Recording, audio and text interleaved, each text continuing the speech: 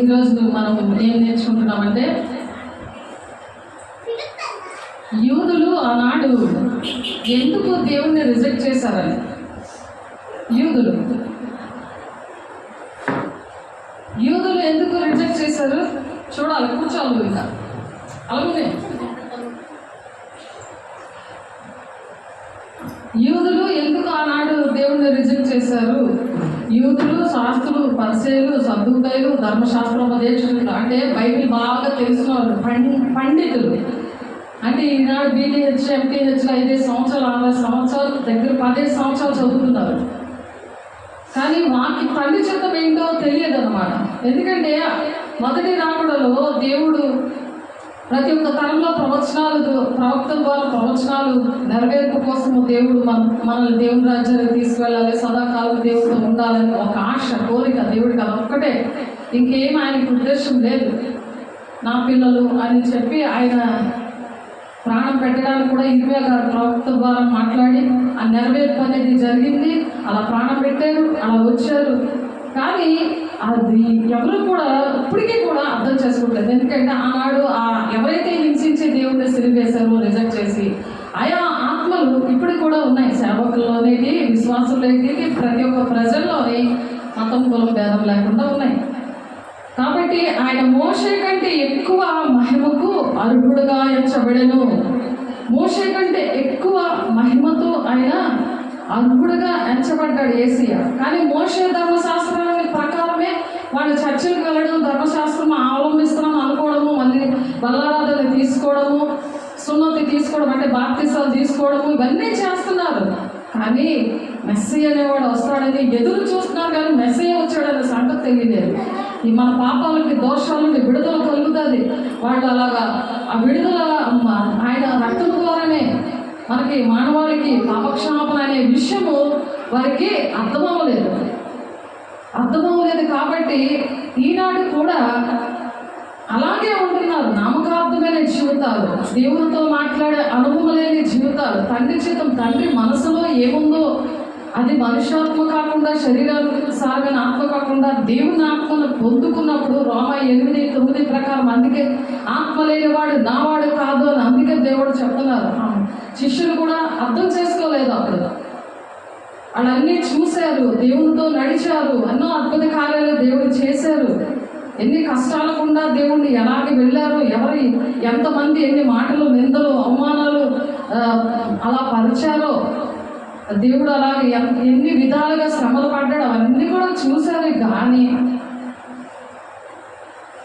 వాడికి అర్థమవులేదు. మేడగదంలో పరిశుద్ధాత్మ పొందుకున్నప్పుడే అర్థమైంది. ఎవరికి అర్థమవుతాయంటే తండ్రి చిత్తము, పరిశుద్ధాత్మ పొందుకున్న వారికి మాత్రమే అర్థమవుతాయి, మిగిలిన వాళ్ళకి అర్థమవుతుంది. అందుకే పరిశుద్ధాత్మ పొందుకోవాలి. అది రోజు కూడా పొందుకోవాలి. రోజు వాక్యంతో నింపబడాలి. వాక్యం అనే దేవుడిని మనం కలిగి ఉండాలి. వాక్యం లేకపోతే వెళ్ళొచ్చడం కాదు, వాక్యము మనం కలిగి ఉండాలి. చర్చలు వెళ్ళిపోవడము, రావడము, అన్నీ చేసుకోవడం, అవన్నీ కూడా పక్కన పెట్టి, అవన్నీ తర్వాత ఫస్ట్ మన ఒంటులో ఏంటి ఉండాలంటే వాక్యం ఉండాలి. ఎందుకు ఉండాలి అంటే వాక్యమే దేవుడే ఉన్నాడు. వాక్యమే దేవుడే ఉన్నాడు. యోహాను 1 నుంచి 4 వచనాలు 12 వచనాల వరకు కూడా ఉంది. ఏంటంటే శరీరధారి ఆయన వాక్యముగా ఆయన మన మధ్య నివసిస్తున్నాడు. కాబట్టి ఆయన నివసిస్తున్నప్పుడు ఆయన పిల్లలుగా మనలో కూడా వాక్యం ఎప్పుడైతే ఉంటుందో దేవుని ఆత్మ అనేది ఆ మనిషిలో ఉండి దేవుని సంగతులు వాళ్ళకి అర్థమవుతాయి. వాక్యం అనేది వాళ్ళకి క్లియర్గా అర్థమవుతుంది. ఆ వాక్యం ఏం చేస్తుందంటే మనం పనులు చేస్తున్నప్పుడు, మనం నడుస్తున్నప్పుడు, మనం స్నానం చేస్తున్నప్పుడు, మనం ఎవరితో మాట్లాడుతున్నప్పుడు ఆ వాక్యం మనతో మాట్లాడుతుంటుంది. ఇతరులకి నువ్వు ప్రకటించు, నీ ఇంట్లో వాళ్ళకి ప్రకటించు, నువ్వు ఉద్యోగంలో ఎంత ప్రకటించు, ఈ మాటలు చెప్పు అని చెప్తారు. మనం జీవించడానికి ఇవన్నీ ఇచ్చారు, కానీ మనం తిని పడుకోవడానికి ఇవన్నీ ఇవ్వలేదు. ఎందుకంటే దేవుని మాటలు ఇవి చెప్పి దేవుని రాజ్యాన్ని తీసుకెళ్ళడానికి మాత్రమే కుటుంబాలు ఇచ్చారు. మనం ఉద్యోగాలైనా, ఈ పనులైనా, ఈ ప్రాణమైనా ఎందుకు ఇచ్చారు? అని ఎందుకు ప్రాణం పెట్టాడంటే కారణం ఏంటంటే దేవుని రాజ్యానికి వెళ్ళడానికి ఆ దేవుడైన వాక్యాన్ని మనకి ఇచ్చారు. ఆ వాక్యము కూడా, ఆ వాక్యము అలాగిస్తే మరి హెబ్రీయులకు రాసిన పత్రికలో ఒక మాట ఉంటుంది, చూద్దాం. చేయమా? హెబ్రీయులకు రాసిన పత్రిక 3వ అధ్యాయము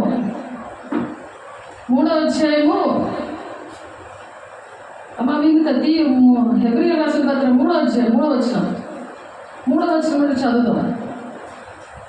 ప్రతి ఇల్లును ఎవడైనా ఒకరి చేత కట్టబడను, ఎవడైనా ఒకరి చేత ఇల్లు అనేది కట్టబడదట. ఇల్లు అర్థమవుతుందా? ప్రతి ఇల్లును ఎవడైనా ఒకరి చేత కట్టబడును, సమస్తమును కట్టినవాడు దేవుడే. మనిషిలోని దేవుడనే వాక్యమనే దేవుడు వాళ్ళ ఉండి ఒక ఇల్లుని కడతాడు. ఒక ఇల్లుని, ప్రతి ఇల్లు కూడా ఎవడైనా ఒకరి చేత కట్టబడును. నీ చేత ఒక ఇల్లు కట్టబడుతుంది, నా చేత ఒక ఇల్లు కట్టబడుతుంది. మరి సియోని కుమారి అని మన వినిత చేత ఒక ఇల్లు కట్టబడుతుంది.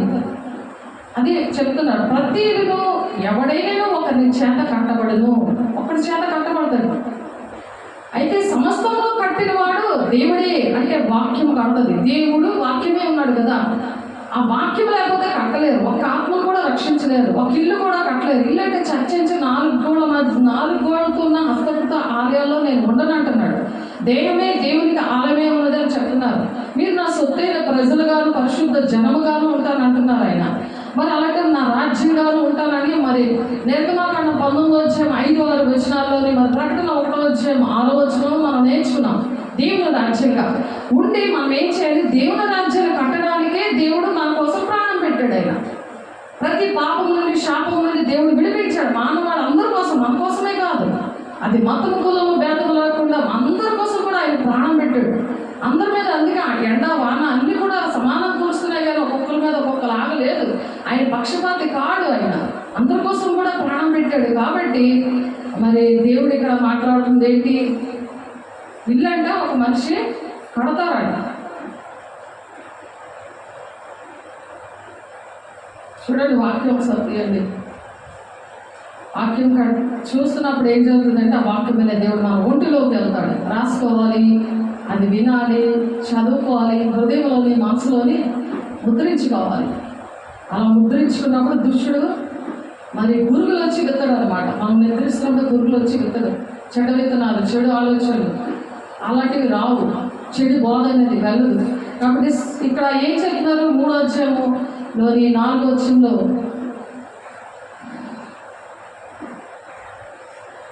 3వ అధ్యాయం 3వ వచనం చదువుతున్నాం. ప్రతి ఇల్లును ఎవడైనా ఒకరి చేత కట్టబడను, సమస్తము కట్టినవాడు దేవుడే. ఇంటికంటే దానిని కట్టిన వాడు ఎక్కువ ఘనత పొందును. అయితే ఇంటికి ఘనత రాదు, కట్టిన వాడికి ఘనత వస్తుంది. ఎవరమ్మా నిన్ను పెంచారు ఇలా అంటారు. నీ ద్వారా దేవుడు కార్యాలు చేస్తున్నప్పుడు నిన్ను ఎవరు కన్నారు, ఎవరు నిన్ను ఆత్మీకంగా పెంచారు అని అడుగుతారు. కాబట్టి ఇంటికంటే దాన్ని కట్టిన వాడు ఎక్కువ ఘనత పొందును. ఆ ఇంటికి వాల్యూ ఎవరు అంటే ఆ మనిషికి ఎవరు? నువ్వు కట్టే వరకు, ఒక ఆత్మను రక్షించే వరకు. అరుణ, మీరు ఇలా చూస్తేనే మీకు అర్థం అవుతుంది. సాతాను అటు ఇటు కళ్ళు తిప్పుతాడు. నేను మీకు ఏం చెప్తున్నా, వాక్యం మీ ఒంట్లోకి వెళ్ళాలి. కనీసం రాసుకోకుండా, మీరు చదవకపోయే పరిస్థితులు లేకపోయినా ఆ హృదయంలో మనసులో ముద్రించకుండా మరి సాతాను ఏం చేస్తాడు? పక్క నుండి ఆ వాక్యాన్ని ఎత్తుపోతాడు అని ఉంది మత్తయి 13వ అధ్యాయంలో, తెలిసిందా?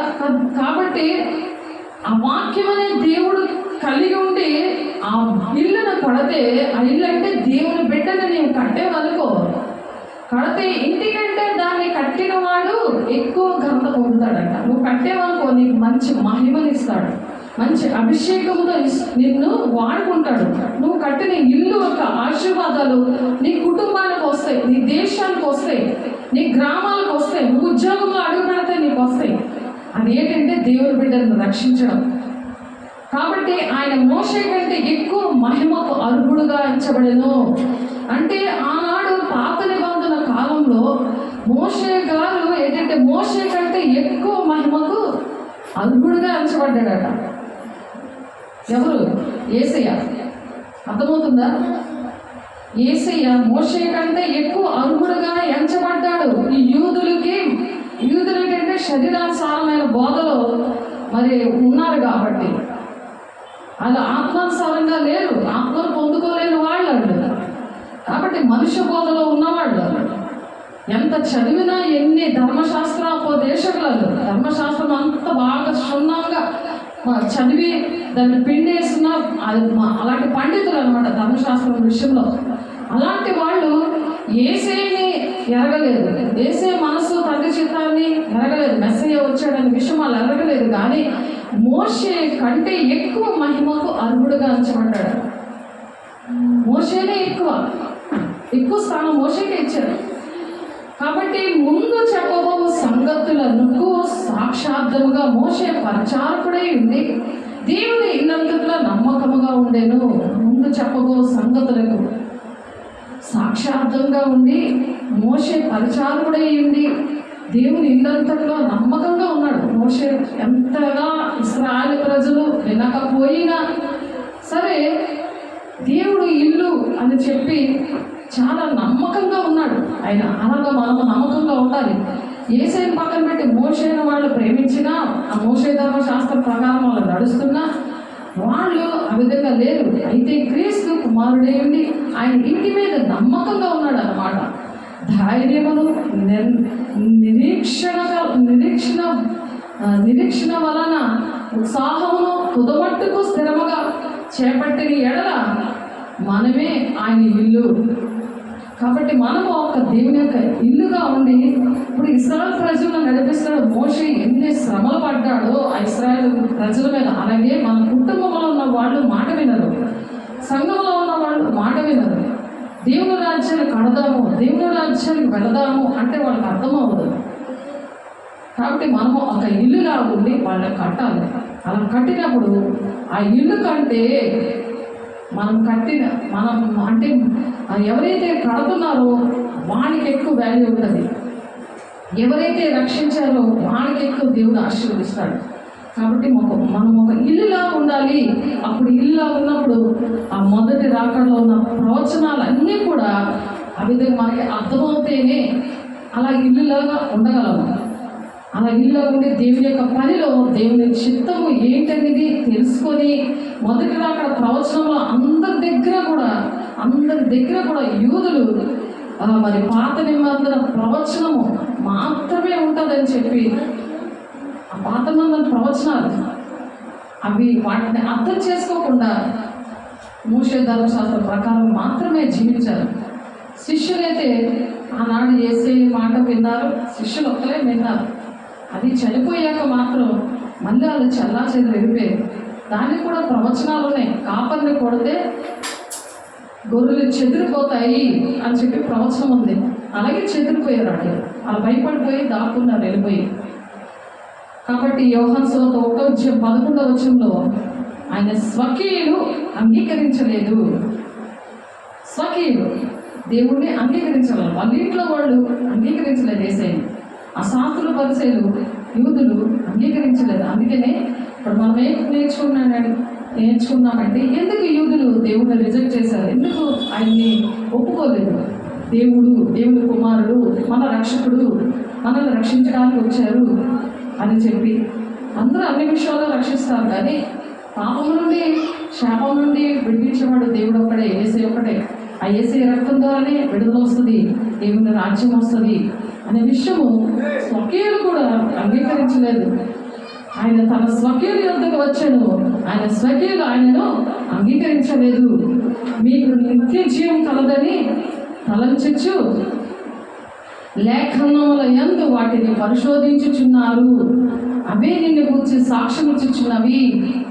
ఆ లేఖనములు పరిశీలిస్తున్నారు కానీ అందులోని దేవుడు ఆ ప్రవచనాల్లోని యేసయ్య కోసం ఎన్ని విషయాలు రాస్తున్నారు కానీ అవి అర్థం కావట్లేదు.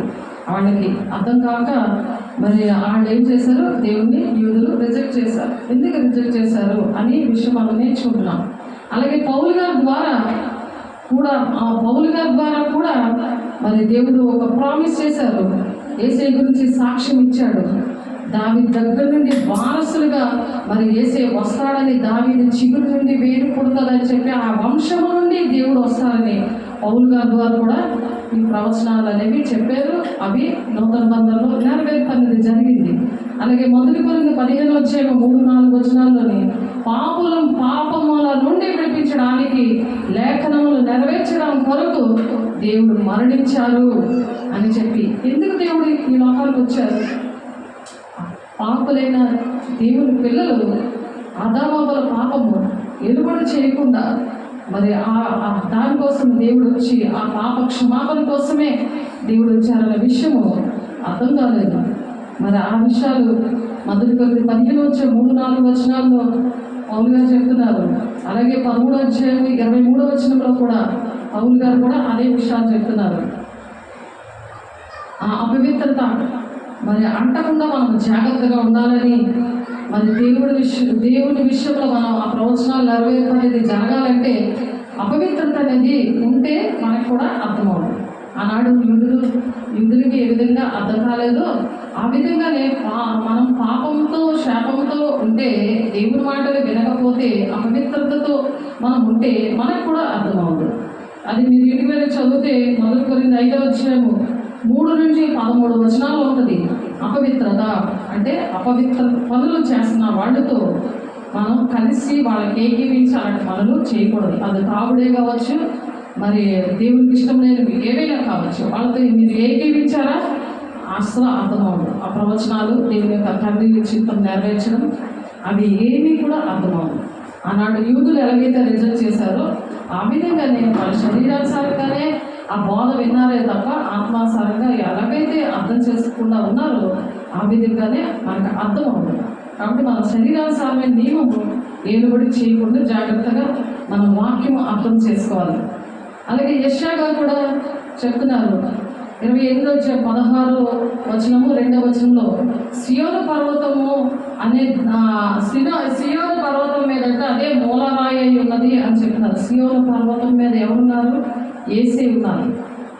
యేసేని ఉపమాన రీతిలో ప్రవక్తలు ఆ విధంగా రాశారు. యెషయా ప్రవక్త గారు ఆ విధంగా చెప్తున్నారు. ఆయనే ఒక మూలరాయి అయి ఉన్నాడు, సజీవ రాయిగా ఉన్నాడు అని చెప్తున్నారు. ఇప్పుడు సజీవ రాయి, మూలరాయి, సియోను పర్వతం అంటే ఎవరికైనా అర్థమవుద్దా? అది యేసయ్యకి సూచన అనమాట. అంటే దేవుడు శారీరకమైన ఆశలు కోరికలు తీర్చడానికి యేసయ్య రాలేదు. దేనికోసం వచ్చారు? దేవుని రాజ్యంలోనికి తీసుకెళ్ళడానికి, దేవుని రాజ్యం కట్టడానికి సజీవ రాయిగా, మూల రాయిగా, సియోను పర్వతంగా వచ్చాడు ఆయన. అలా మనం ఉండాలని దేవుని సన్నిధి, దేవుని తండ్రి చిత్తం నెరవేర్చే బోధలో ఉన్నప్పుడు మాత్రమే అలాగే అనేకమైన కుటుంబాలు కట్టేవారుగా ఉంటాం. మన కుటుంబాలు బాగు చేసుకునే వారిగా మనం ఉండగలం. అది యెషయా గారు ఇంకో దగ్గర కూడా చెప్తున్నారు, గొర్రె పిల్లగా యేసయ్య వచ్చారని. మరి యెషయా 1వ అధ్యాయం 9వ వచనం, మరి 9వ అధ్యాయము 1-2 వచనాల్లో కూడా అటువంటి మాటలే ఉంటాయి. అలాగే దేవుడు ఒక వెలుగులాగా వచ్చాడు. ఆయన ఒక వెలుగులాగా యెషయా 9వ అధ్యాయం 1-2 వచనాల్లో ఉంటుంది. ఆ వెలుగులో రావడం అంటే గలిలయలో ఆయన పరిచర్య చేశాడు. గుడ్డి వారిని బాగు చేశాడు. కొంతమంది ఏదైనా బాగు చేస్తే వింటారు, ఏదైనా అద్భుత కార్యం చేస్తే వింటారు, లేకపోతే వినరు. వాళ్ళకి ఏదైనా లేవంటే వస్తారు. కానీ మనం అలా ప్రకటించకూడదు. మీరు దేవుడిని నమ్ముకుంటే మీ అవి జరుగుతాయి, ఇవి జరుగుతాయి అని అలా ఎప్పుడు కూడా చెప్పకూడదు. కాబట్టి దేవుడు రాజ్యాన్ని మనం ఎందుకంటే మనకు ఒక సాక్ష్యం ఇస్తాడు, ఇంకో కుటుంబాన్ని కట్టడానికి ఇస్తాడు. ఆ సాక్ష్యంని వాడుతూ మనం దేవుని రాజ్య విషయములే బోధించాలి. ఆయన ప్రణాళిక ఏమేమి? మనం యుగాలు ఉన్నది దేవుని రాజ్యం. కాబట్టి దేవుని రాజ్యాన్ని వెళ్తున్నప్పుడు ఈ మార్గంలో అనేకమైన శ్రమలు వస్తాయి, ఇబ్బందులు వస్తాయి, కష్టాలు వస్తాయి, కన్నీళ్ళు వస్తాయి. అందుకంటే ఒక సువర్ణంగా మనం మార్చబడతాం. ఆ శ్రమల నుండి అంతవరకు సహించాలి. ఆ సహించినప్పుడు దేవుడు ఎన్నో కార్యాలు మన జీవితంలో చేస్తాడు. ఆ శ్రమల విషయంలో కూడా శ్రమల్లో రకాలన్నీ, ఎవరి ద్వారా శ్రమలు వస్తాయి, ఈ విషయాలన్నీ మనం నేర్చుకున్నాం. కాబట్టి మత్తయి సువార్తలో కూడా దేవుడు అటువంటి విషయాలే చెప్తున్నారు. 4వ అధ్యాయం 12వ వచనం 12-16లో కూడా అవే విషయాలు చెప్తున్నారు. మరి కీర్తనల గ్రంథం కూడా ఒక ప్రవక్త గ్రంథంగా ఉన్నది. ఆ ప్రవక్త గ్రంథము ఏంటని చెప్తున్నారంటే, ప్రభువా అందులో దావీదు భక్తుడు అక్కడ ఏం ప్రవచించాడంటే, ప్రభా ఎందుకు నా చెయ్యి విడిచావు అని చెప్తున్నాడు. ప్రభా నా చెయ్యి ఎందుకు విడిచావు అంటే అది యూదులకి అర్థమవుతుందా మీకు? మాట్లాడండి. ఎందుకు ప్రవచనం ఎందుకు అర్థమవ్వలేదు? ప్రవక్తలు పరిచిన ప్రవచనాలు ఎందుకు అర్థమవ్వలేదు? దేవుడు తండ్రి సులువు మీద పలుకుతున్నాడు మాటలు. దేవా నా చెయ్యి ఎందుకు విడిచిపెట్టావు అని చెప్పి. దేవుడే ఈ చెయ్యి విడిచిపెట్టేస్తే ఇక మమ్మల్ని రక్షిస్తాడు అని చెప్పి యూదులు అనుకున్నారు. ఆనాడు యూదులు. ఇప్పుడు కూడా నేనే సరిగ్గా లేకపోతే ఇంకొకరిని ఎలా నేను రక్షిస్తాను అంటున్నాడు ఆ సాధనుడు. అప్పుడున్న శాస్త్రుల పరిశీలన ఆత్మలు వాళ్ళతో చూస్తే నీకేం అర్థం అవుతుంది. మళ్ళీ ఎవరు చెప్పరు. నన్ను దేవుడు లెక్క అడగడు. మీకు చెప్తున్నాను నేను. అర్థమవుతుందా? నేనే రక్షించబడపోతే నా బతుకు ఎలా ఉంటే మరి వాళ్ళ బ్రతుకులు నేను ఎలా బాగు చేస్తాను అని సాతాను గారు ఆనాడు శాస్త్రులు పరిశీలన సద్దుకాయలు ఏ విధంగా అయితే దేవుడిని రిజెక్ట్ చేశారో, దేవుడు పంపించిన సేవకులను ఎలాగైతే రిజెక్ట్ చేశారో అలాగే ఇప్పుడు కూడా అలాగే అవుతుంది. ఎందుకంటే వాళ్ళు చనిపోయారు కానీ వాళ్ళ ఆత్మలు మనుషుల్లో దూరి అలాగే దేవుని రాజ్యం కట్టకుండా ఎవరు వెళ్ళనివ్వకుండా చేస్తున్నాడు.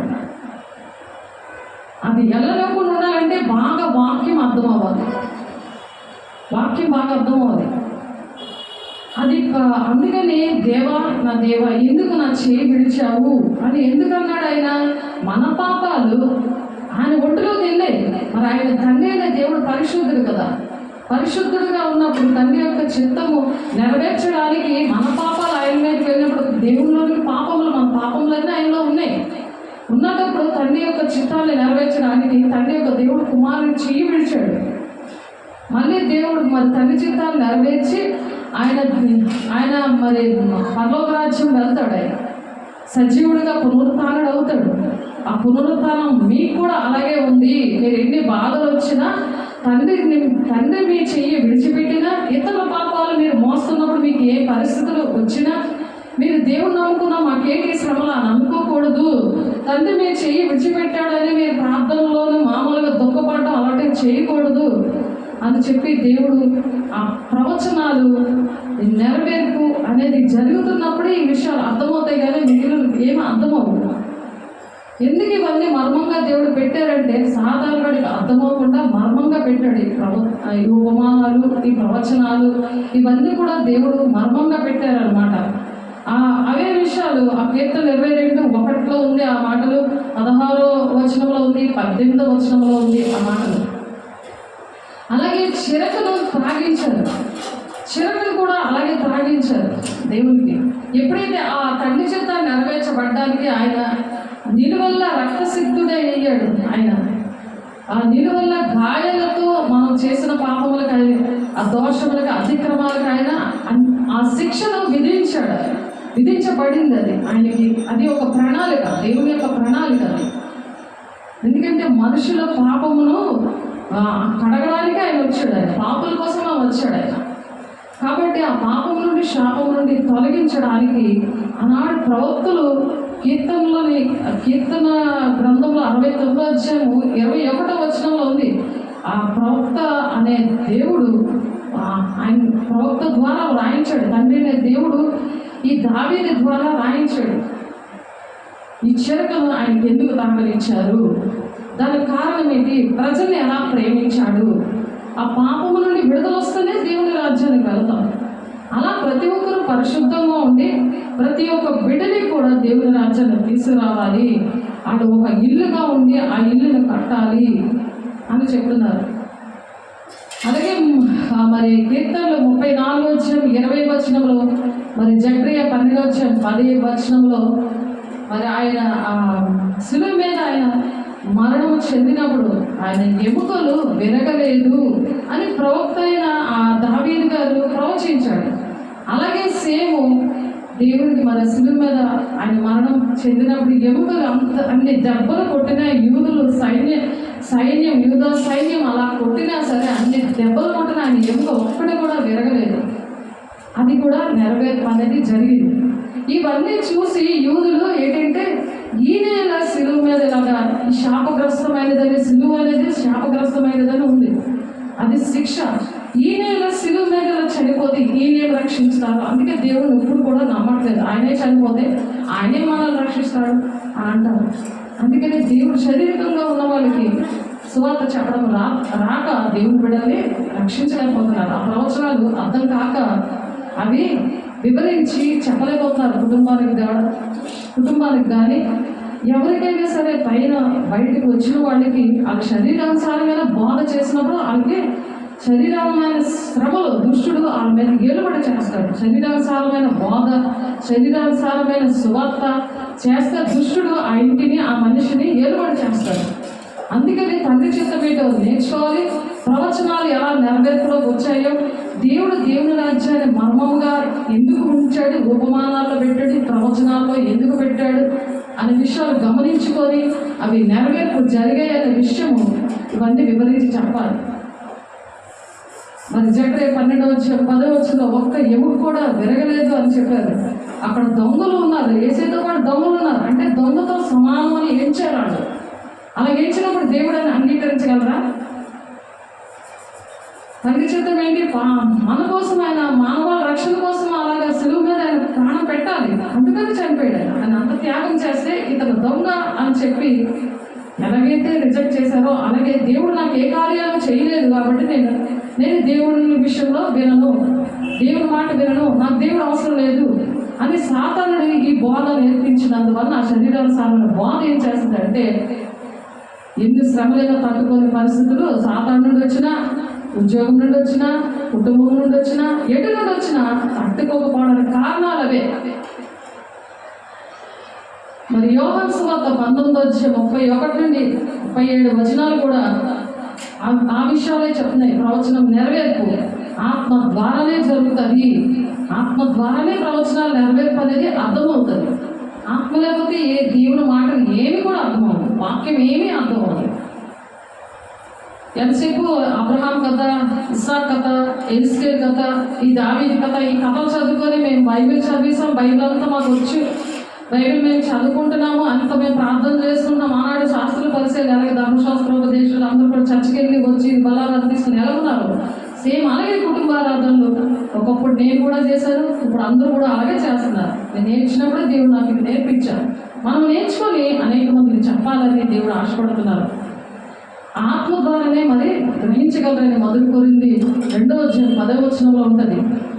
కాబట్టి న్యూ టెస్టిమెంట్లో కూడా వాక్యం నెరవేర్పు జరిగిందనే విషయం కూడా దేవుని ఆత్మ ద్వారానే అర్థం చేసుకోగలరు. మత్తయి 22:29 కూడా అవే పరిస్థితులు అవన్నీ అటువంటివి దేవుడు రాసి ఉంచారు. ఎందుకు అర్థం అవ్వట్లేదని, ప్రవచనాలు అర్థం చేసుకోలేదు, ఎందుకు అర్థం చేసుకోలేదు అనే విషయాలు అపోస్తలుల 13 మరి పౌలు గారు 26-27 చెప్తున్నాడు. అలాగే ద్వితీయోపదేశ కాండంలో కూడా ఏమని అనుకుంటున్నారు? మనమైతే దేవుని నమ్ముకున్న బిడ్డలు ఎలా అర్థం చేసుకుంటారు?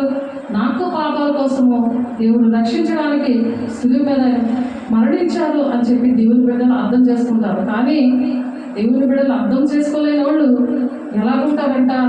దేవుడు శాపగ్రస్తుడే ధర్మశాస్త్రంలో ఎవరైతే శాపగ్రస్తుడు ఉంటాడో అతనే శిలువ మీద వేలాడదీస్తారు అని చెప్తుంది. ఆ విషయము ద్వితీయోపదేశ కాండం 21:22-23 ఆనాడు ప్రజలు కొద్దిమంది యేసే నమ్ముకున్నారు, కొద్దిమంది యేసే మెస్సయ్య వచ్చాడని అనుకున్నారు. కానీ మిగిలిన వాళ్ళకి యేసే వచ్చినా సరే, ఆయన అద్భుత కార్యాలు చేస్తున్నా సరే, ఆయన ఎంత శ్రమ పడుతున్నా సరే, ఆఖరికి ప్రాణం పెట్టేసినా సరే అర్థమవుతుంది. ఈనాడు కూడా సేవకులు అంటే అర్థం అవ్వట్లేదు. అందుకే దేవుని బిడ్డలు అర్థం అవ్వట్లేదు. ఎందుకు దేవుని బిడ్డలు అర్థం అవ్వట్లేదు అంటే కారణం ఇది అన్నమాట. ఆ గలిలయలో కూడా 13వ ఆత్మల గురించిన వాగ్దానం దేవుడు ఇచ్చారు.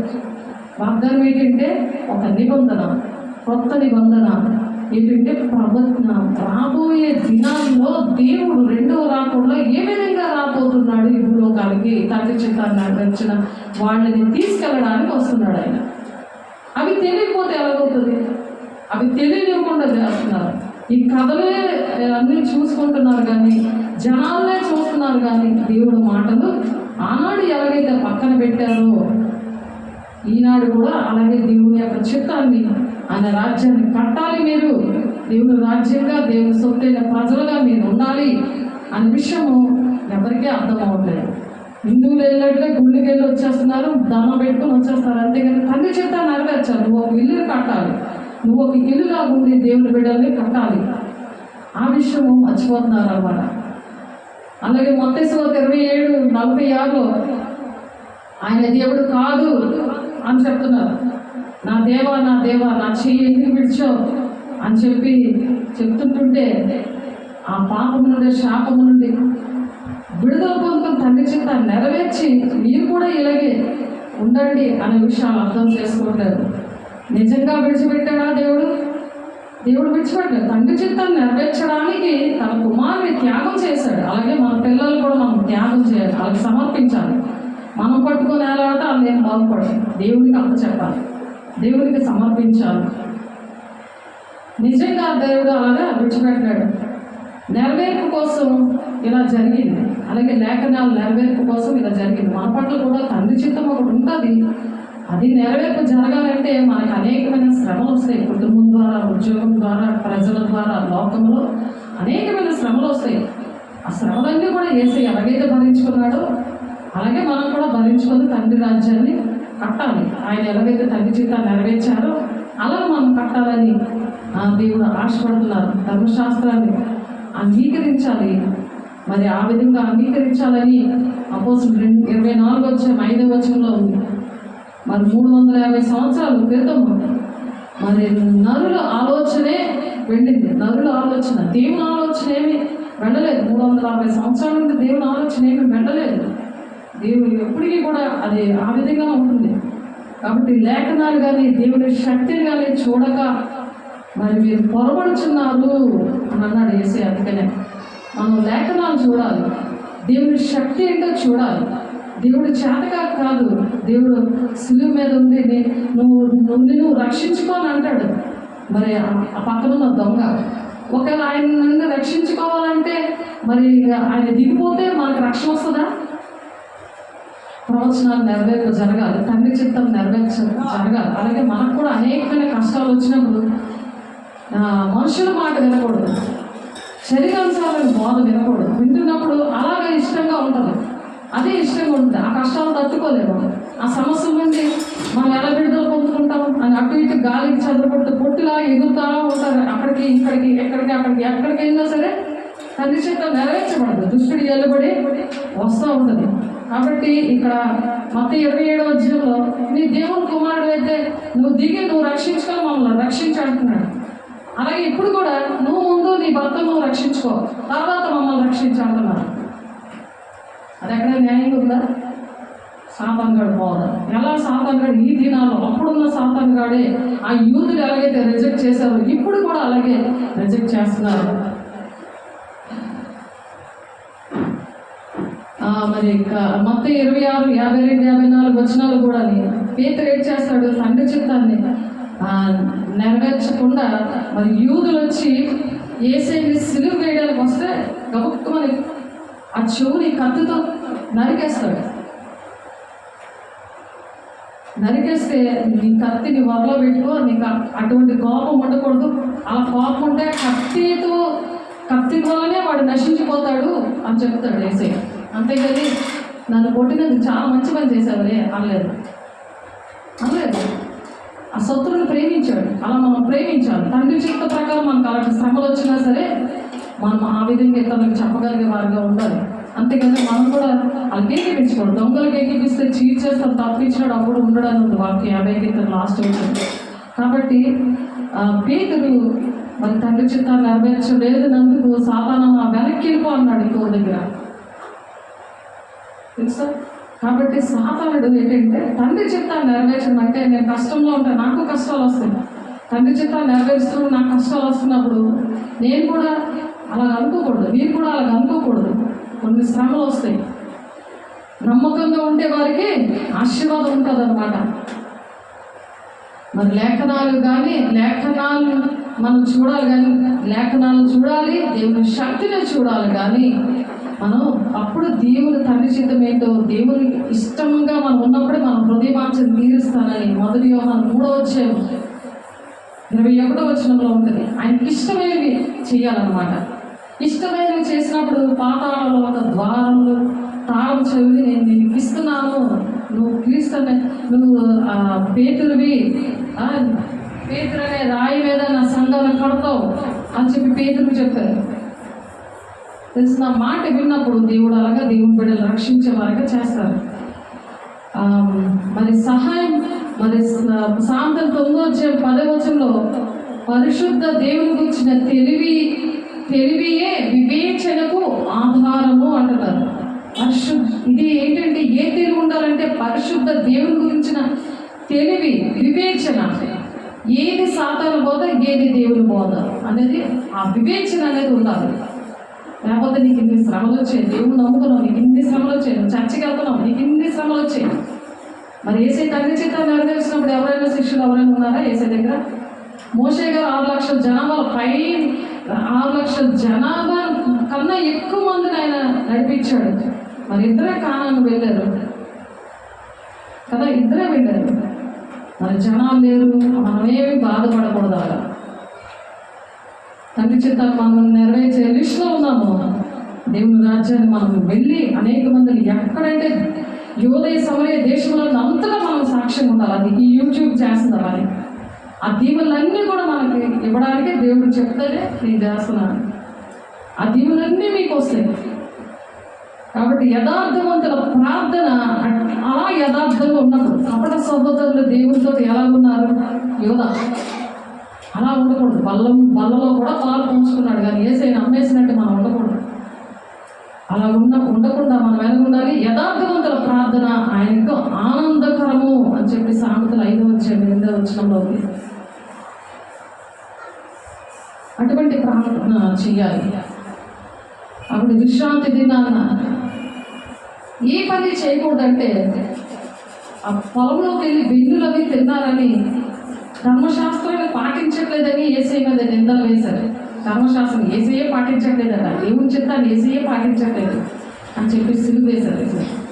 స్వస్థత కార్యం చేస్తే ఏసైనా అవి ఈ మనుష్య బోధ ఉన్న వాళ్ళు ఏంటంటే దేవుని పిల్లల మీద అలాగా హింస పెట్టే వారిగా, ఏసైని సిలువ వేసే వారిగా అలా ఉంటారు. దేవుని పిల్లల్ని హింస పెడితే ఏసైని సిలువ వేసినట్టు. అందుకే మరి సౌలా నువ్వు ఎందుకు నన్ను హింసిస్తున్నావు అన్నారు, కానీ పాస్టర్లు ఎందుకు హింసిస్తున్నావు అని చెప్పలేదు అక్కడ దేవుడు. నన్ను ఎందుకు హింసిస్తున్నావు అంటే దేవుని బిడ్డలు హింసిస్తే దేవుడు హింసించినట్టు లెక్క వస్తుంది. ఇక్కడ విశ్రాంతి దినాన్ని పరిశుద్ధంగా ఆచరించారే కానీ తండ్రి చిత్తాన్ని నెరవేర్చలే. తండ్రి హృదయం అర్థం చేసుకోలేదు. అలా మనం ఉండకూడదని దేవుడు మాటలు చెప్తున్నారు. మరి దేవుడు మరి అక్కడ ఉపవాసం ఉన్నారు. శిష్యులని బాప్తిసం ఇస్తున్నప్పుడు మరి నీ శిష్యులు ఎందుకు ఉపవాసం ఉండట్లేదు, మేమందరూ ఉపవాసం ఉంటుంటే అని అడిగారు. అన్నాడు. అన్నీ కూడా దేవుడిని ఎంచారనమాట. ఎందుకంటే వాళ్ళకి దేవునాత్మ లేక తండ్రి చిత్తాన్ని నెరవేర్చే పరిస్థితులు వాళ్ళకి అర్థం కాలేదు. ఆనాడు భౌతికంగా చూశారు కానీ ఆత్మీయంగా ప్రవచనాలు వాడికి అర్థం కాలేదు. తండ్రి యొక్క ఆత్మ ఉన్నప్పుడు ఉపవాసం ఉండక్కర్లేదు. అలా అందుకని నేను ఆ శిష్యులు ఎవరు కూడా ఉపవాసం ఉండలేదు. నా ఆత్మీయ పిల్లలు కూడా నేను ఎప్పుడు కూడా ఉపవాసం పెట్టలేదు. దేవుని రాజ్యం మన మధ్యగా దిగుండి వచ్చింది అని లోక 20:11 లోక 10:11లోని ఎన్నో చీకట్లు వెళ్ళిపోతూ ఉన్నాయి. దేవుని రాజ్యం మీ మధ్యనే ఉందనేది అక్కడ వాక్యం ఉంటుంది. ఎందుకంటే ఉపవాసం దేవుని ఆత్మ ఉన్నప్పుడు ఉపవాసం అక్కర్లేదు. దేవుని ఆత్మ లేకపోతే నీకు వాక్యం అర్థం ఉండదు, అప్పుడు ఉపవాసం ఉండాలి. అపోస్తలులు 24:5 సిలువ మీద మరణించారు. ఆయన నేరస్తుడు అని చెప్పి రోమా ప్రభుత్వం ముద్ర వేసేసింది, ఆయన నేరస్తుడు. ఎందుకంటే దేవుని పిల్లల్ని నేరస్తుడిగా ఆ విధంగానే ప్రజలు అనుకుంటారు. అని దాని విషయంలో మనం ఎప్పుడు కూడా బాధపడకూడదు. అపోస్తలులు 13:26-27 ఇశ్రాయేలుతో మాట్లాడుతున్నాడు. యెరూషలేములో కాపురం ఉన్నవారు మరి శాస్త్రులు పరిసయ్యులు మరి వీరు పరిపాలించేవారు అన్నమాట. ప్రవచనం నెరవేర్పుగా యేసయ్య వచ్చారని అర్థం చేసుకోలేదనే విషయం అపోస్తలులు 13:26-27 వచనాల్లో ఉంది. అలాగే 22:18-19 అలాగా ఒక అక్షరం కూడా మనం తీయకూడదు, పెట్టకూడదు. జీవరంగుల పేరులు, తెగుళ్ళు, అనారోగ్యాలు వస్తాయి. కాబట్టి మన వాక్యం ఎలాగుందో అలాగే మనం దేవుని మాటలు వినాలి. మనం 1 మంది ఉన్నా సరే 1000 మందిగా చేసి అనేక మంది రక్షించే వారిగా మనం ఎప్పుడైతే వాక్యాన్ని అర్థం చేసుకుంటామో, ఏ విషయంలో బాధపడకుండా మనం ధైర్యంతో మన వాక్యం అర్థం చేసుకుని ఎన్ని కష్టాలు వచ్చినా, ఎన్ని కన్నీళ్ళు వచ్చినా, ఎటువంటి పరిస్థితులు వచ్చినా మనుషులు చూడకుండా దేవుని యొక్క ప్రణాళిక వైపు, దేవుని వాక్యం వైపు చూస్తూ నడిచినప్పుడు 1 మనిషిని 1000 మందిగా చేస్తానని మరి కీర్తన గ్రంథం యెషయా 60:22 వచనంలో ఉంటుంది. యెషయా 60:22 వచనంలో మరి ప్రకటన 6:6లో కూడా అటువంటి మాట ఉంటుంది. అలాగా కొత్త నిబంధన నెరవేర్పు వాక్యం అనేది దేవుడు ఇచ్చారనమాట. నిత్య సంతోషం అలా ఉన్నప్పుడు నిత్య సంతోషం ఉంటుందంట. నిత్య సంతోషం వారి తలల మీద ఉండడం అంటున్నాడు యెషయా. వాళ్ళ తలల మీద నిత్య సంతోషం ఉంటుంది. అది యెషయా 51:11 ఉంది. నిత్య సంతోషం దేవుల్లో. అలాగే దేవుని ప్రణాళిక నెరవేర్చడానికి దుష్టుడు ఆలోచన చెప్పులు నడవకుండా అటువంటి బోధలో గురుగులు విత్తబడిలాగా పరిస్థితులు తెచ్చుకోకుండా అలా ఉన్నప్పుడు నిత్యమ సంతోషం వాళ్ళ తలల మీద ఉంటుందన్నది. ఆయన కొండ లోయలలో నీటి బుగ్గలను పుట్టించేవాడు అన్నమాట. అలా ఉన్నప్పుడు కొండ లోయలలో నీటి బుగ్గలు ఒక్కడే వస్తాయా? అలాంటి జీవజల నది మన ఒంటిలో నుంచి వస్తుంది. ఆయన వాక్యం అలా ప్రవహిస్తూ ఉంటుంది. మనం ఎక్కడికి వెళ్తే అక్కడ విడుదల వస్తుంది. అనేకమైన బిడ్డలు కుటుంబాలు కట్టేవారిగా దేవుడు అలా చేస్తారంటారు. కీర్తన 104:10 ఉంటుంది. అలాగే మనం మునిపటి కంటే అధిక మేలులు కలుగు చేస్తాడట. అలా ఉన్నప్పుడు మునిపటి కంటే అధిక మేలులు చేస్తాడంట. తండ్రి చిత్తాన్ని నెరవేరుస్తూ దేవుడు బిడ్డల విషయంలో మనం కష్టపడినప్పుడు. హెజ్కేలు 36:11 ఉంది. నీకు సమృద్ధిగా మేలు కలుగు చేయదును అంటున్నాడు. హెజ్కేలు 28, హెజ్కేలు 36:11, ద్వితీయోపదేశకాండం 28:11 నీకు సమృద్ధిగా మేలు కలిగి చేస్తానంటాడు. సమృద్ధిగా. ఎందుకు సమృద్ధి లేదు అని అంటే తండ్రి చిత్తాన్ని నెరవేర్చినప్పుడు, ఆయన హృదయంలో ఉన్న వేదన ఏంటి అని నువ్వు గమనించినప్పుడు, ఆయన లేఖనాలను నెరవేర్పు జరగడానికి భూలోకానికి వచ్చాడు. దేవుని రాజ్యాన్ని కట్టడానికి, దేవుని రాజ్యంగా మనల్ని కూడా చేశాడు అని ఆయన ఆజ్ఞలు గైకుంటే మీరు దేవుని రాజ్యంగా ఉంటారు, నా సొత్తైన ప్రజలుగా ఉంటారు అనే వాగ్దానం నిర్గమ 19:5-6 మరి ప్రకటన 1:6 ప్రకారం దేవుడు ఆ విధంగా దేవుని రాజ్యంగా మనల్ని చేశాడు. కాబట్టి మనము దేవుని రాజ్యంగా మనం ఉండి అనేక మందిని దేవుని రాజ్యంగా తయారు చేయాలి. అలా ఉన్నప్పుడు నేను సమృద్ధిగా మేలు కలుగు చేస్తానంటాడు. నీ దేవుడైన యెహోవా కనికరం గల దేవుడు గనుక నిన్ను చెయ్యి విడువడు అంటున్నాడు. అటువంటి వారి చెయ్యి ఎవరు మనుషులు విడిచిపెట్టినా నిన్ను విడవడైనా విడువడు, ఎడబాయడు అని అంటున్నారు. అందుకనే ద్వితీయోపదేశకాండం 4:11 ఉంటుంది. తట్టుకోవాలి. తండ్రి చిత్తాన్ని వేసి ఎలాగైతే నంది పూలు నడవండి అంటున్నాడు కదా దేవుడు. మరి దేవుడి పిల్లలుగా మనం కూడా వాక్యం కలిగి దేవుని రాజ్యంగా మనం కూడా ఉంది. అలాగే దేవుని బిడ్డలు కట్టాలి. దేవుని మీ ఎడల సమస్త విధములైన కృపను విస్తరింపజేస్తాడట. కృప అర్హత లేకపోయిన ఆశీర్వాదాలు అన్నమాట. అలా అటువంటి కృపనిస్తాడట. 2 కొరింథీ 9:8 ఉన్నమాట. అలా ఉన్నప్పుడు ఆ కృప ఎలాగా విస్తరిస్తూ ఉంటుందంటే యథార్థవంతుల ప్రార్థన ఆయనకు ఆనందకరంగా ఉంటుంది అన్నమాట. ఎటువంటి శ్రమలైన నువ్వు ఓర్చుకొని దేవుని పనిలో నేను గురి ఎత్తుకే పరిగెడతానని పౌలు ఎలాగైతే పరిగెట్టాడో అలా పరిగెడుతూ ఉంటే, దేవుని పిల్లల్ని రక్షిస్తూ ఉంటే, మనం విన్న వాక్యాన్ని ఇతరులకి మనం పంచిపెడుతూ ఉంటే ఆ దేవుని రాజ్యం అక్కడ కట్టబడుతూ ఉంటుంది. అది అలాగా దేవుడట విమోచిస్తున్నాడట. నువ్వు భయపడద్దు, నేను విమోచించున్నాను అని యెషయా 53:1 అంటున్నారు. మనం ఏ విషయం కూడా ఎటువంటి పరిస్థితులు కూడా భయపడే పనే లేదు. పరిపూర్ణమైన ప్రేమ భయాన్ని వెలగొడుతుందనుంది యోహాను పత్రికల 1 యోహాను పత్రికల 5:5 అనుకుంటాను. ఆ పరిపూర్ణమైన ప్రేమ ఏంటంటే దేవుని ఆజ్ఞలు గైకొనడమే, ఆయన ప్రేమించడం. దేవుని ఆజ్ఞలు, ఈ మాటలన్నీ కూడా దేవుని ఆజ్ఞలు, దేవుని సంతోషపెట్టే మాటలు, దేవుని ప్రణాళిక నెరవేర్చే మాటలు, అందరం కలిసి దేవుని రాజ్యంలో ఉండే మాటలు. ఈ విషయాలు దేవునికి ఇష్టమైనవి అన్నమాట. నీ సన్నిధిలో నుండి నన్ను త్రోసివేయకము, పరిశుద్ధాత్మ నా ఎదురుని తీసివేయకమని దావీదు భక్తుడు ఏడుస్తున్నాడు. సన్నిధిలో నుంచి దేవుడు తోసేస్తాడు. నువ్వు ఎప్పుడైతే తండ్రి చేత నెరవేర్చకపోతే సాతాను కూడా పట్టిపోతాడు. దేవుడే తోసేస్తానంటాడు. మరి దేవుడు అలాంటి అనుభవంలో ఉండి దావీదు ఏడుస్తున్నాడు. 51 కీర్తన 1 నీ సన్నిధిలో నుండి నన్ను 51 కీర్తన ఉంటుంది అన్నమాట. నీ సన్నిధిలో నుండి నన్ను త్రోసివేయొద్దు, నీ పరిశుద్ధాత్మ నా ఎదురుని తీసివేయదు. పరిశుద్ధాత్మ దేవుడు లేకపోతే సాతాను వచ్చి అనేకమైన బాధలు అన్నీ కూడా నీ బోధ నిండా నింపేస్తాడు. కాబట్టి నీవు నన్ను నమ్ముకుంటేవి కనుక నిత్యంగా నేను నిన్ను తప్పించదను, దుష్టుడి నుండి నేను నిత్యంగా నేను తప్పిస్తానంటాడు. నిత్యం, అది కన్ఫామ్ 100% అని చెప్తున్నాడు ఆయన.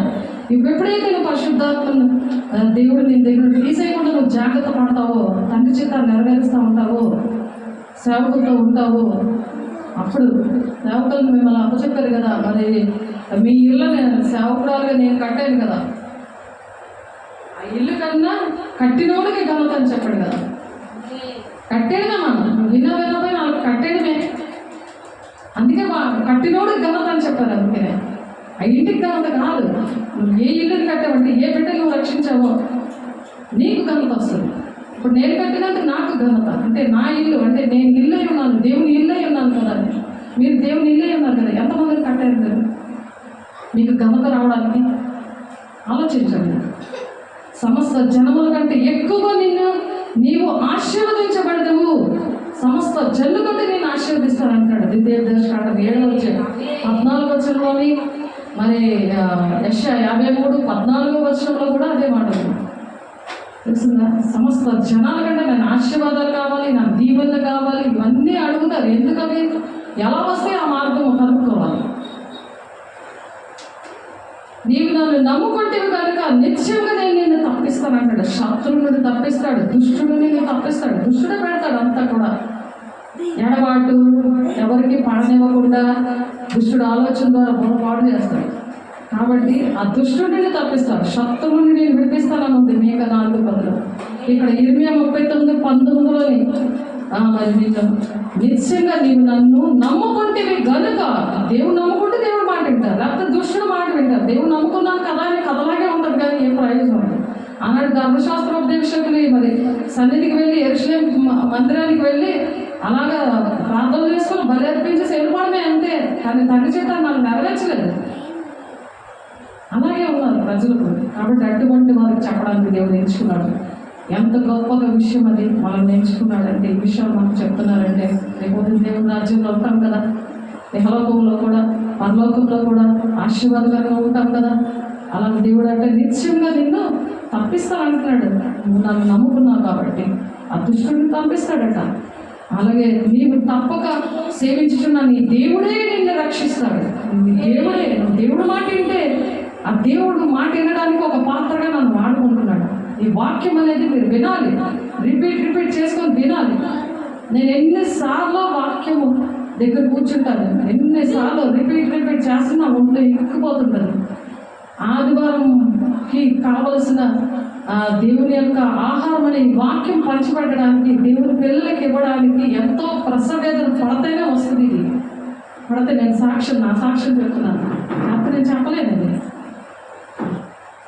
కాబట్టి దానియేలు ఆలోచనము 16వ వచనంలో ఉంది, నీవు తప్పక సేవించిన నీ దేవుడు నిన్ను రక్షిస్తాడు. అంటే అంతవరకు సహించేవాడే దేవుని రాజ్యానికి వెళ్తానని ఉన్నారు కదా. ఈ రక్షణ అనేది అంతవరకు కాపాడుకోవాలి. ఆయనకు భయపడి వారి మీద ఆయన కనికరము తరతరాల వరకు ఉంటుందట. చూడండి, నువ్వు కరెక్ట్గా ఉన్నావు అనుకో, తరతరాలు ఉంటావు. ఏం చెందపడద్దు నీ కుటుంబం కోసం, నువ్వు చేస్తున్న పనుల కోసం. నీ కవిలేవు ఇవి లేవని నువ్వు అన్ని బాధపడద్దు. తరతరంలో ఆయనకు భయపడి వారి మీద ఆయన కనికరము తరతరములుండును. దేవుని కృప మరి అంత తరతరంలోకి ఉంటుందని లూకా 1:50 ఉంది. అలాగే దేవుని కృప మహదైశ్వర్యమును బట్టి మరి ప్రేమియందు ఆయన రక్తము వల్ల మనకు విమోచనము, అనగా మన అపరాధములకు క్షమాపణ మనకి ఆ రక్తం అనే వాక్యం అనమాట. వాక్యం అనే దేవుడు అనే వేసే రక్తము, అది శరీరం ఏంటంటే వాక్యం అనమాట. శరీర దారి ఆయన వచ్చాడు కదా, మరి ఆ శరీరంలోదే కదా రక్తము. శరీరం మనం బలారాధన తీసుకుంటున్నాం కదా, అవి ఏంటది వేసే శరీరము రక్తము. అందుకంటే ప్రార్థన సహవాసము రొట్టె విచ్చేది ఎడతగగా ఉండమన్నాడు ఆయన. భౌతికంగా మనం తీసుకుంటున్నాం, ఆత్మీయంగా వాక్యమని ఈ రక్తము శరీరాన్ని మనం ఒంటిలో పెట్టుకుంటాయనే మనకు పాపక్షమాపణ కలుగుతుంది. ఎఫెసీయులు 1:7 ఉందన్నమాట. మేము అనాథులుగా విడిచిపెట్టను, నాకు ఆ ఊరు లేదని నువ్వు వేడద్దు, నువ్వు వేడకమ్మా అని అంటున్నాడు దేవుడు. నువ్వు వేడకు బాబు అని చెప్తున్నారు. ఎవరైనా ముసలి వాళ్ళైనా చిన్నపిల్లలైనా ఏడుస్తారు. అమ్మ లేకపోతే ఏడుస్తారు, ఏసే మాట్లాడకపోతే ఏడుస్తారు, బెంగ పెట్టుకుంటారు. కాబట్టి ఏం చెప్తున్నారు? మిమ్మల్ని అనాథగా నేను విడిచిపెట్టను, మీ యొద్దకు వత్తును. సేవకుల ద్వారా మీ ఇంటికి వస్తున్నాడు దేవుడు, మీ దగ్గరికి వస్తాను అంటున్నారు. అందుకే ఏ టైంలో నేను అందుబాటులో ఉంటానని చెప్తాను. ఎక్కడ అడుగుపడితే అక్కడ దేవుడు అద్భుత కార్యాలు అందుకే చేస్తున్నారు. ఫోన్లో చేస్తున్నారు, వాక్యం ద్వారా చేస్తున్నారు, ఎక్కడ అడుగుపెట్టినా చేస్తున్నారు. అదేంటంటే మంచం కింద పెట్టడం కాదు, అవి చూసి హాయ్ బాయ్ అనడం కాదు, నాకేమి జరగలేదా అని మొదలు పెట్టడం కాదు. అది దేవుడు దుఃఖపెట్టినట్టు. పరిశుద్ధాన్ని దుఃఖపెడితే ఈ యుగమందైనా రాబో యుగమందైనా పాపక్షమాపణ లేదు అనుంది వాక్యం. 3-4 దిక్కులు ఉంది. కాబట్టి దేవుడిని దుఃఖపెట్టకూడదు. దేవుని కార్యాలు ఎన్నో దేవుడు చేశాడు మనకి. అలాగా అనాథలుగా దేవుడు విడిచిపెట్టరట. మీ దగ్గర నేను వస్తాను అంటున్నాడు. ఎన్నిసార్లు ఆయన స్వరం విన్నాము, ఆయన కార్యాలు చూసాము, స్వస్థతలు చూసాము, ఎన్నో అద్భుత కార్యాలు మనం చూసాము. దిగులు పడకము, నేను నిన్ను బలపడుతున్నా అంటున్నాడు. ఎంత మంచి దేవుడు చూడు. యెషయా 41:10 వచనంలో మనం ఏ విషయంలో కూడా దిగులు పడకూడదు. వాగ్దానం చేసిన వాడు నమ్మదగిన దేవుడు. అంటే వాగ్దానం ఏంటి? దేవుని రాజ్యం నేను తీసుకెళ్తాను, నువ్వు నా మాట విను అంటున్నాడు ఆయన. దేవుని ఆజ్ఞలు పాటించు, దుష్టుడు మాటలు వినుకు. దేవుని బిడ్డలతో సహవాసం ఉంటే దేవుని మాటలు వింటావు.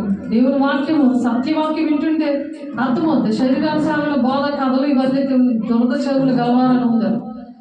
వాళ్ళ కథలే కోరుకుంటాడు, శరీరానుసారమైన బోధే ఇష్టపడుతుంది. అవి వింటే జరుగుతుంది, వాగ్దానం నెరవేర్చబడదు. కాబట్టి వాగ్దానం చేసిన వాడు నమ్మదగిన దేవుడు. కాబట్టి ఆ వాగ్దానం అంటే నెరవేరుస్తానని హెబ్రీయులు 10:23 ఉంది. నా దేవుడే నాకు బలము అంటున్నాడు యెషయా భక్తుడు ప్రవచనం. నా దేవుడే నాకు బలం. ఎవరు బలం? దేవుడే మన బలం. దేవుని బట్టే ఉన్నామని మనకి ఎవరైనా, అందరూ కూడా ఇంట్లోనేంటి బయటేంటి ఎవరైనా అన్ని మంచిగా కోరుకుంటారు. మన దగ్గర నుండి సబ్బు బిళ్ళలాగా వాడుకోవాలనే చూస్తారు, కానీ మనం ఎలా ఉన్నామని ఎవరో ఆలోచించారు. కారణం ఏంటి? అలా ఉంటుందని దేవుడు ముందుగానే ప్రవక్తల ద్వారా చెప్పారు. దేవుడే మీ బలం అని చెప్తున్నాడు. మరి బలం బట్టే కదా, దేవుడు బలం బట్టే ఆ శక్తినిచ్చి మరి అంత పరిచర్య. నిన్న వైజాగ్ వెళ్ళమైంది, అన్నయ్య పాప విషయంలోని ప్రధానమే పెళ్లిలా చేశారు. అది చేసుకుంటూ మళ్ళీ ఎగ్జామ్లు రాయడం, మరి ఇవన్నీ దేవుని మాటలు ప్రకటించడం, అక్కడ కూడా దేవుడు చాలా బలంగా వాడుకున్నాడు. దేవుడు అక్కడికి వెళ్ళా ఊరుకోలేదు దేవుడు. ఎందుకంటే దేవుని రాజ్యం ఎక్కడికి వెళ్తే అక్కడ గట్టిగా వాడుకున్నాడు, కుటుంబంలో వాడుకున్నాడు. విజయనగరంలో మా కుటుంబంలో దగ్గర 50 మందికి పైన ఉన్నారు ఇక్కడ కుటుంబంలో. నా ఫ్యామిలీ, మా నాన్నగారు అక్క పిల్లలు, అన్నయ్య పిల్లలు ఉన్నారు. మా డాడీ ఏమో తమ్ముడు. ఆ పిల్లలు మళ్ళీ కూడా ఆ కుటుంబం మళ్ళీ కలిసింది. నేను ఇక్కడ విజయనగరం కూడా మరి ఇంకా గట్టిగా పరిచయం చేయడానికి, వాళ్ళు కూడా నశించిపోతున్నారు బాప్టిస్ట్ సంఘాల్లో. నేను బాప్టిస్ట్ సంఘం నుండి వచ్చాను, నేను ఈ శరీరానుసారమైన బోధన నుండి వచ్చాను. నేను దేవుని దగ్గర అడిగినప్పుడు దేవుడు నాకు నేర్పించారు. అక్కడ నాకు సాక్షిగా నిలబెట్టుకుంటాడు. అక్కడ నిలబెట్టుకున్నాడు, ఇక్కడ నిలబెట్టుకున్నాడు. మా ఆయన కూడా అక్కడ గట్టిగా వాడుకున్నాడు. ఎందుకంటే మనం దేవుని రాజ్యం ఉన్నప్పుడు నువ్వు ఎక్కడికి వెళ్ళినా సరే దేవుడి పనిలో ఉంటావు. నీ పర్సనల్ పనిలోకి వెళ్ళినా సరే నువ్వు దేవుడి పనిలో ఉంటావు. దేవుని రాజ్యంగా నువ్వు ఉండి అక్కడ ఉన్న ప్రజలు కడతావు గట్టిగా. నేను అదే ఘనంగా పెడతాను అన్నాడు కదా. నువ్వు దేవుడి బిడ్డలు కట్టే వాళ్ళకి నేను ఘనంగా పెడతాను అన్నాడు కదా. అలా ఘనంగా పెడతాడు. అక్కడికి వెళ్ళి అలాగే పెట్టుకున్నాడు నన్ను. మరి అలా ఉండి కూడా దేవుని వాక్యాన్ని మరి నెరవేర్చడానికి, ఆ మాటలు నేర్చుకోవడానికి దేవుడు సహాయం తెచ్చాడు. ఇవన్నీ కూడా దేవుని రాజ్యానికి వెళ్ళడానికి ఇవి పరలోకపు రహస్య భాష అన్నమాట. ఈ ఉపమానాలు, ప్రవచనాలు అనేవి పరలోక రహస్య భాష. ఇవి సీక్రెట్గా దేవుడు దాచాడు, సాతాను గడికి అర్థం కాకుండా. ఇప్పుడు ఏటీఎం కార్డు ఉందనుకో, దాంట్లోని ఆ పిన్ నెంబరు మనకి ఇష్టమైన వాళ్ళకి ఇస్తాం కదా, ఇష్టం లేని వాళ్ళకి ఇవ్వం కదా. ఇష్టం లేని వాళ్ళకి ఇస్తామా? ఆడ దోచేస్తాడు కదా మొత్తం బ్యాంకులో ఉన్నాయని. అలాగే దేవుని రాజ్యానికి వెళ్ళే మర్మాలు దేవుని రాజ్యంగా కట్టబడిన వాళ్ళకి, దేవుని రాజ్యం ఉంటారు కదా, ఆయన సొత్తైన ప్రజలుగా ఉంటారు. మీరు నా మాట వినిన ఎడలా అని ఉంటుంది అక్కడ. దేవుడి మాట వింటున్న వాళ్ళకి ఆ సొత్తైన ప్రజలుగా ఉండడానికి ఆ దేవుని రాజ్యంగా కడతా ఉంటాడు. కడుతున్న వాళ్ళకి ఈ రహస్య భాష అర్థమవుతుంది. పరలోక రాజ్యానికి ఎలాగెళ్తారు, దేవుడు ఈ ప్రవచనాలు ఏ విధంగా, ఎందుకు అలా ప్రవచనాలు అర్థం కాకుండా పెట్టాడు, ఈ ఉపమానాలు ఎందుకు అర్థం కాకుండా పెట్టాడు అనే విషయాలు వాళ్ళకి అర్థమవుతాయని ఇప్పుడు మత్తయి 13వ అధ్యాయం 10, 11 వచనంలో ఉంది. అలాగే మార్కు సువార్త 4వ అధ్యాయం 10 నుంచి 12 వచనాల్లో ఉన్నాయి. అది ఇంటికి వెళ్ళి చక్కగా చదువుకోండి. అలాగే ప్రసంగి 3వ అధ్యాయం 1వ వచనము, 6వ వచనం, 7వ వచనంలో ఉంది. వాళ్ళకే అర్థమవుతాయని. ఎప్పుడు దేవుడు మరి నెరవేర్పుగా దేవుడు ఎప్పుడు మరి నేరుగా మాట్లాడతారంటే మరి రహస్యంగా మాట్లాడతాడు, మర్మంగా మాట్లాడతాడు దేవుని రాజ్యం గురించి. కాబట్టి దేవుని రాజ్య మర్మాలు మనం నేర్చుకోవాలి. ఇక్కడ పాత నిబంధన మర్మాలు యేసేకు ఉపమానంగా దాచబడి ఉన్నాయి. అది కొలస్సీ 2వ అధ్యాయం 2-3 వచనంలో ఉంది. మరి ఉపమానాలు అంటే ఒక దాన్ని చూపించి అలా మాట్లాడుతూ ఉన్నారు. అదే కళల్లో కూడా మనకి నెబుకద్నెజరుకు వచ్చిన కళ 4వ అధ్యాయం చూస్తే అందులో ఉంటుంది. ఆయన కళ భావము ఆ విధంగానే ఉంది. మరి సియోను పర్వతం అనేది కూడా అది మర్మంగా అలాగే ఉంది. మరి ప్రకటన గ్రంథంలో అయితే 7 దీపవృక్షాలు, మరి 7 నక్షత్రాలు, మరి 7 తలలు, 10 కొమ్ములు, మృగమ విషయంలోని ఇవన్నీ కూడా మర్మంగా ఉన్నాయి. ఇవి మరి 7 బోరలు, ఇవన్నీ కూడా మర్మంగా ఉన్నాయి. దేవుని రాజ్యం 2వ రాకడలో దేవుడు ఎలా వస్తారని ఇవన్నీ కూడా మర్మంగా ఉన్నాయి. ఇవన్నీ కూడా మనం నేర్చుకుందాం. చాలాసార్లు చెప్పడం జరిగింది, మరలా మనం నేర్చుకుందాం. ఇవన్నీ కూడా మరి ప్రకటన 10వ అధ్యాయం 7వ అధ్యాయంలో ఉంది. 7వ వచనం ప్రకటన 10:7లో ఉంటుంది. ఆ బోరలు అంటే ఏంటనేది మరి ప్రకటన 1వ అధ్యాయం 20వ వచనంలో కూడా ఉంది. అదేంటంటే రహస్య భాష అన్నమాట. ఫిగరేటివ్ లాంగ్వేజ్ అంటారు దాన్ని. పారబుల్స్ అంటే ఉపమాన రీతిలో ఉన్నాయి. ఎందుకు అలా ఉన్నాయి అనే విషయాలు అక్కడ ఉన్నాయి. అంచె దినాల్లో దేన్నైతే మనం స్థాపించాలనుకుంటున్నామో, దేన్ని స్థాపించాలనుకుంటున్నాం? దేవుని రాజ్యాన్ని. పరలోక రాజ్యంలో ఏది నెరవేరిందో భూలోకంలో కూడా పరలోక రాజ్యము అలా ఉండాలని. అంటే భూలోక రాజ్యం అంతా కూడా నీతితో నింపబడిపోవాలి, పరిశుద్ధతతో నింపబడిపోవాలి. అలా సువార్త చేయాలి. దానికోసం దేవుడు ఆ మర్మాలుగా పెట్టున్నారు. దేవుని బిడ్డలు ఎలా రక్షించబడతారని.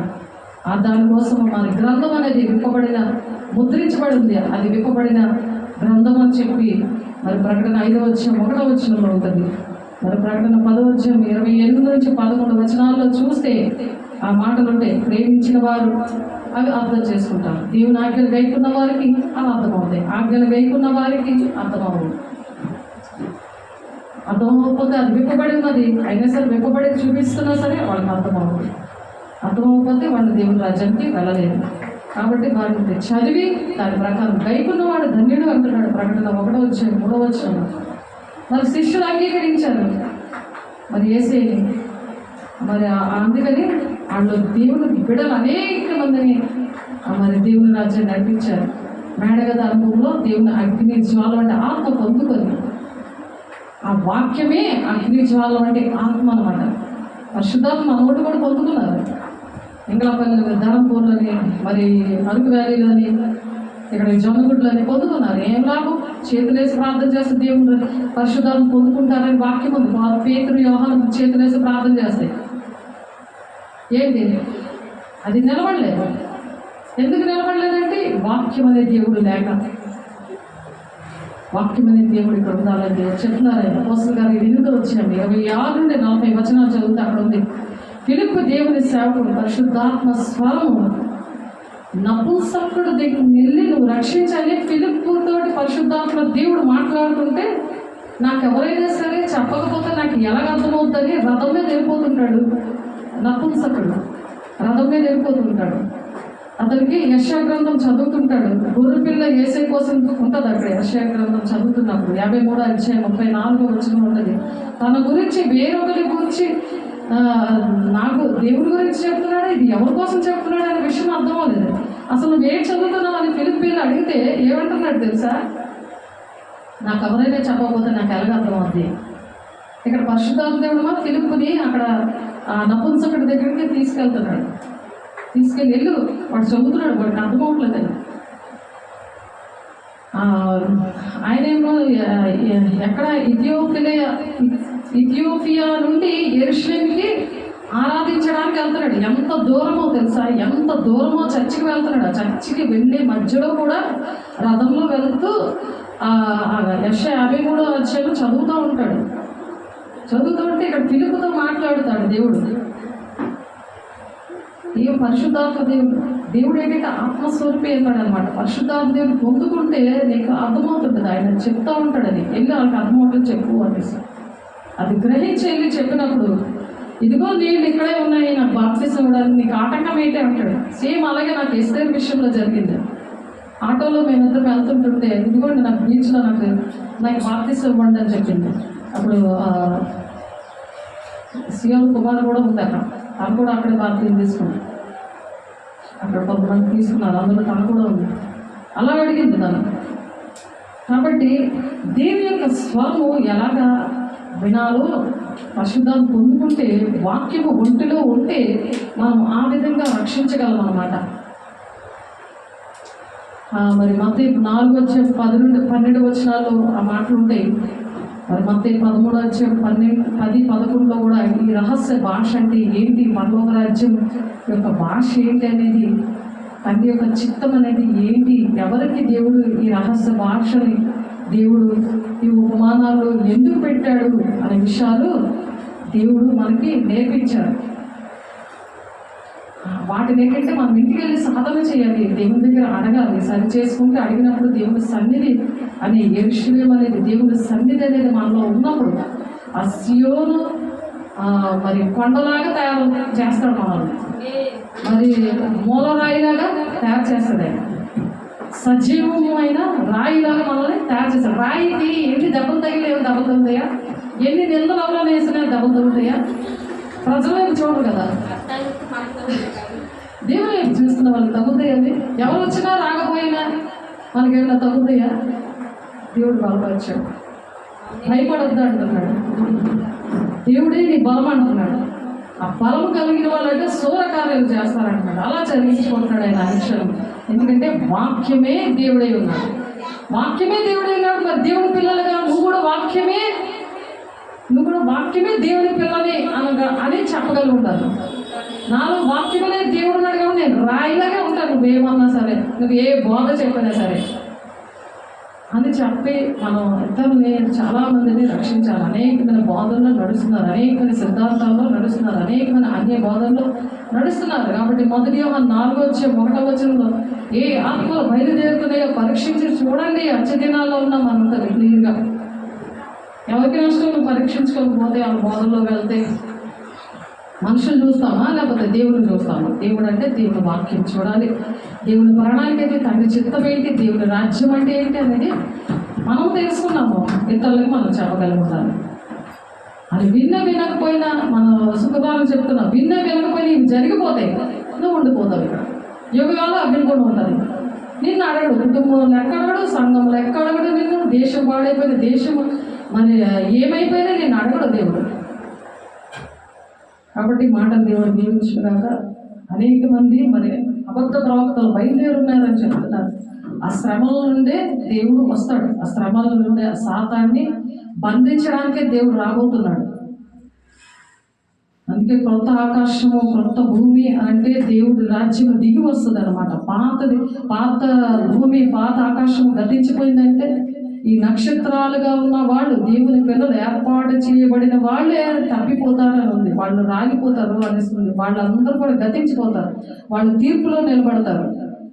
అప్పుడు దేవుని పిల్లలు కొత్త ఆకాశము కొత్త భూమిగా దేవుని రాజ్యము భూలోకంలో కట్టబడుతుంది. వాళ్ళు తీర్పులో పెడతాడు దేవుడు, నరకాలను తీసుకెళ్తాడు వాళ్ళు. కాబట్టి వాళ్ళకి చెప్పడమే, వాళ్ళు వినకపోయినా చెప్పండి అని హెస్కేలు 2వ ఉంటుంది. కాబట్టి మన పని ఏంటంటే దేవుని బిడ్డలుగా మనం ఉండి సజీవ రాళ్లుగా మనం కట్టబడాలి. దేవుని పోలికలో దేవుడు నిర్మించాడు. కాబట్టి దేవుని బిడ్డలుగా మనం ఉండాలని మనం ధైర్యంతో అనేకమైన దీవుల ఆశీర్వాదాలు దేవుడు ఇస్తానని చెప్తున్నారు. కాబట్టి అలా ఉండాలని మనం ఆశపడతాం. దిగులు పడకు, నిబ్బరం కలిగి ధైర్యం ఉండు, నీ చెయ్యి విడువను అని ఎన్నో పాటలు పాడుకుంటున్నాము. దేవుడి మాటలు కూడా దేవుడు చెప్పారు. కాబట్టి దేవునికి ఎన్నో వందనాలు స్తోత్రాలు చెల్లిస్తూ మనం ప్రార్థన చేసుకుందాం. పరిశుద్ధుల ప్రేమ గల దేవ, అభిషక్తుడానికి వందనాలు స్తోత్రాలు నాయన. విశ్రాంతి దినాన దేవాలయంలో విశ్రాంతి దినం ఉల్లంఘించాలి అని చెప్తున్నాం. నిర్దోషులై ఉండాలి అని చెప్తున్నాం. యథార్థవంతంగా ఉండాలని చెప్తున్నాం నాయన. మరి తండ్రి నాయన మత్తయి 12:5 ప్రభా అతిక్రమించకూడదని చెప్తున్నాం నాయన. పరిసయ్యులు మరి నాయన అయ్యా ఎంతో మంది నాయన దేవుని నాయన ఎన్నో నిందలు అవమానాలు పెట్టారు. ప్రభు సహాయం దయచేయండి. మరి నాయన నువ్వు ఎలా వచ్చుకున్నావో అటు విధంగా మేము వచ్చుకోవడానికి సహాయం దయచేయండి. కాబట్టి అన్నపానముల విషయంలోనైనా, పండుగ, అమావాస్య, విశ్రాంతి అని వాటి విషయంలోనైనా మరి నాయన తీర్పు తీర్చడానికి ఎవరికీ అవకాశం ఇవ్వద్దంటున్నాం నా తండ్రి నాయన. మీరు విశ్రాంతి దినాన్ని ఎందుకు నాయన ఆచరించాలని మీరు చెప్తున్నారు ప్రభు తండ్రి నాయన. అయా సహాయం తెచ్చేయండి నాయన. విశ్రాంతి దినాన్ని పరిశుద్ధంగా ఆచరించడానికి మీరు ఇచ్చిన కృపను బట్టి మీ స్తోత్రాలు. వాక్యం దూరంతలుగా ఫలింపు తెచ్చేయండి. మహిమ పొందుకోండి డాడీ. మీ స్తోత్రాలు. మేము నాయన అయ్యా నీ రాజ్యంగా కట్టబడాలి, నీ ఇల్లుగా మేమే నీ ఇల్లు అని అంటున్నావు నాయన. నీ వల్ల నీ ఇల్లు అంటే నీ దేవుని ఆలయం అని చెప్తున్నావు తండ్రి నాయన. ఒక దేవుని ఆలయంగా మమ్మల్ని కట్టేవు ప్రభు. మా దగ్గరికి ఎంతమంది వచ్చినా సరే వాళ్ళు నా తండ్రి అనేకమైన కుటుంబాలు ప్రభు, వాళ్ళ సమస్యలు నాయన, వారి ఇబ్బందులు ఎందుకు వస్తున్నాయో, ఎందుకు నాయన మరి తండ్రి నాయన నీ ప్రణాళిక అర్థం కావట్లేదు. ఆనాడు యూదులు ఎందుకు ప్రభు నేను రిజెక్ట్ చేశారో, ఆ యూదుల ఆత్మ, పరిశీల ఆత్మ మరి తండ్రి ఎందుకు వాళ్ళలో ఏలుబడి చేసి వాళ్ళ బాధ పెడుతుందో, వాళ్ళు నా తండ్రి శ్రమలో ఎలా వస్తున్నాయో అర్థం చేసుకోలేని పరిస్థితులు దేవుడైన వాక్యము మరి సత్యవాక్యం ఆయన తండ్రి ప్రణాళికది అర్థం కాక వస్తున్నాయని నేను చెప్పేవారిగా మమ్మల్ని ఆయన అభిషేకంతో నింపండి, నీ మహిమతో నింపండి. వచ్చిన బిడ్డలు నూరంతలుగా దీవించండి. వాక్యాన్ని నూరంతలు బలవంతంగా అయ్యా ఫలింపు దయచేయండి ప్రభు. అనేకమైన బిడ్డలు మేము కట్టేవారిగా ఆయన మరి సహాయం దయచేయండి ప్రభు. నీ ప్రణాళిక మా పట్ల ఏదైతే ఉందో అది నెరవేర్చుకోండి వేస్తున్నాం ప్రభా.